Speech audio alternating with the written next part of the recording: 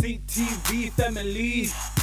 Catch us live on your TV screens. Girl Hype is in the building. Khwela Womxn is in the building. Ekse Live is making it possible for you to view and learn each and every day. Do email us, ekse@capetowntv.org, or call us on 021-448-0448 to be part of this awesomeness. Because we're hectic. 9 million times more than any other Ooh, show, honey. That's the shade right there. No, it's not. It's the Listen, before we went on an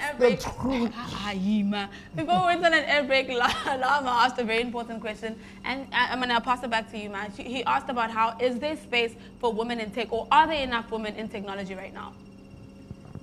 There isn't enough women, but there is a lot of space, and that's not a choice. It's a space for everyone. I mean, diversity is needed. We need different opinions, different creations, different apps, and we need solutions that will solve issues that are pertinent to us as Africans. And so that can only be solved by human beings, and human beings doesn't mean man or white, it means anybody, including someone who looks like me. So there is a space for women, for girls, and I mean, for us, we focus a lot on making sure that the girls that join Girl Hype, that we recruit them, we get them mentors, we get them sponsors, we make sure that they don't feel alone in the industry, and they do succeed if they do decide to join it with all the support structure that they have. So I don't see why a woman wouldn't go into tech. Yeah.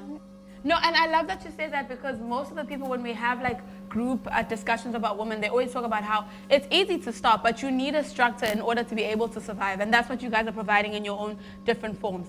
Now, what are some of the structures that you think are some of the main qualities that Khwela Womxn is giving young women out there?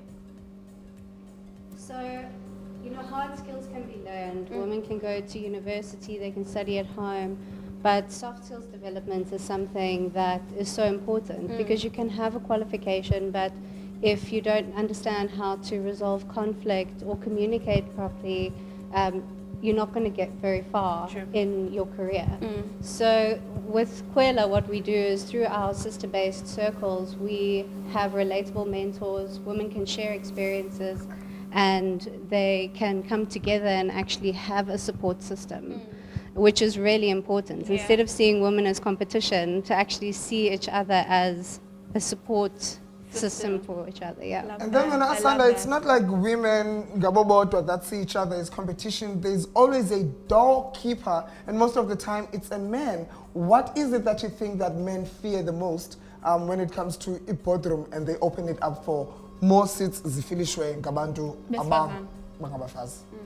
I wouldn't say like it's something that they're fearful of. It's just something maybe they're not used of. Like, it's change. We're all scared of change. And if you're used to like a boardroom with just males where you can actually relate easily to each other, then it makes life easier. But if you have a different group of people with different views, then that's a little bit tough. But I feel like I've seen men working with women very well together, because they have something that they can relate to, which is also something that we really believe in at Khwela, like sharing from your own experience, using I statement instead of always they rely on saying you should do this and not giving each other advice.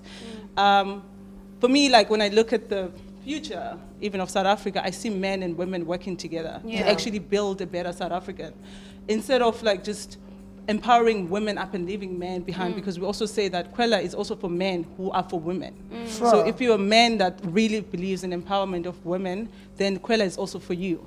We don't like close the door to men, but we believe that everyone has an equal right to be in a boardroom, because we all have views, we all have opinions that we can share, and which are valuable, and they can change the world. There's this notion, Kim, that if I can't stand to the same level as you, like as a man, if I'm standing, we can't be on the same or equal playing field, or women are led differently, or women are different leaders, they're kinder leaders, they're softer leaders. Is that true? Because I have seen in some instances that you need to cater to what a woman is. So women leadership cannot be the same as male leadership, and I think that's what we're struggling with. We're trying to be like saying, okay, male leadership is like this, and we can all be the same. When we can say women leadership is just as same, but we can lead differently. Do you think there's a juxtaposition there? Absolutely. I grew up so differently. I grew up very privileged, very secluded from what I would say now like is the real world. And in my secluded world, My parents are both doctors, Yeah. and my mom's a specialist, my dad's a specialist. Yeah. Like my dad cared for us, and my mom cared for us. Yeah. And so my dad cooked, my mom never cooked. And like, so these were, this is how I grew up, and I think that's how my world was shaped. And so in my world, up until recently, I never doubted that men and women could be equal parents, equal partners, equal in the boardroom. And only in the last few years, through really slow conversations that are intentional, where I start questioning my biases, do I realize that's not normal. Yeah. Like women have a tough time because, as Asanda said, it's a different perspective, Yeah. but it's an important perspective. And Yeah. as much as women belong in the boardroom, how often are we opening up the opportunity for our husbands to care deeply for our children? Because that is something that is like a nurturing side that should also be opened up and discussed.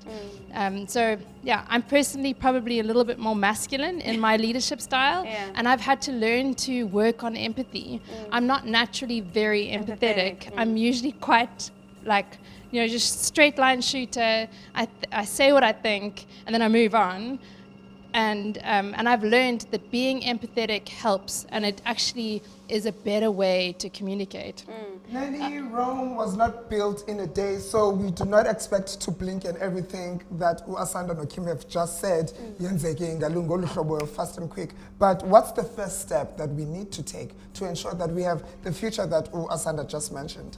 Great question, and I can give you from two perspectives, so both from the women but also from people in leadership positions. So number one, I feel that from the women's perspective, women really have to go out there and find opportunities for themselves instead of waiting for opportunities to be given to them. Yeah. I think sometimes it's often like we say that, there are not so many opportunities, where are these opportunities at? But I find that the opportunities are there, but it just often takes, proactivity and really going out there and being curious and having a growth mindset and going out there and seeking these opportunities. And then from a leadership perspective, we've spoken quite a bit about, you've mentioned the gatekeepers. I think also in these organizations, if we could have more feminine, female leaderships, female in these leadership positions, and really taking these women under their wing and mentoring them and coaching them so that they can become, what we envision our South Africa to be. So yes, baby steps, and as you said, Rome wasn't built in a day,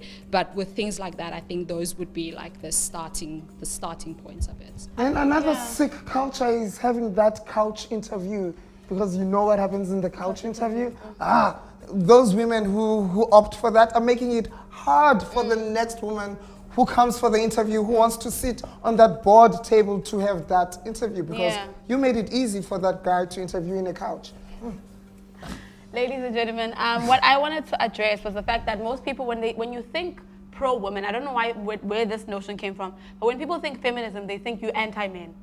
And I never understand. They'll be like, oh, you're a feminist, you hate men. And it's like, no, I'm just pro-women. So I think the most important thing for everyone to understand is that being pro-woman and saying, hey, we're lifting men up, which is what I love, we're lifting women up, it doesn't mean that we're leaving men behind. So what is the message to the men when we're saying women in leadership? Are we saying, hey, teach us more, hey, let's give more opportunities, hey, see me as your equal, not as someone you need to help here and there? What are we saying to men to address the juxtaposition which comes when it comes to women and men? I think so. I was sharing earlier that my little 5-year-old, we were reading a book, and he was like, Mom, what's a feminist? And I was like, well, a feminist is someone who sees women and men as equal. It means that they love them the same. They think they can achieve the same things. And I was like, so, are you a feminist? He was like, yes, I'm a feminist. So I think that you're right. If we frame it like that, it can change everything. And I think equally, as we are very vocal about being for women, it's important that there are organizations like African Men Care who are actively for men as well, because there are statistics to show that gender-based violence and things like this do get worse if women rise too quickly, because it is change, and it is changing the status quo, which has been like that for hundreds of years. And while we do want change, it has to be sustainable. So, yay for feminism and understanding it the way we do. Yeah, and if you want to find out how these organizations, both Hype Girl as well as Khwela Women, can help you out, keep it locked right here. We're going to a quick ad break. Otherwise, we are going to return because you need to hear what we have to say in the next segment. This is Ekse Live.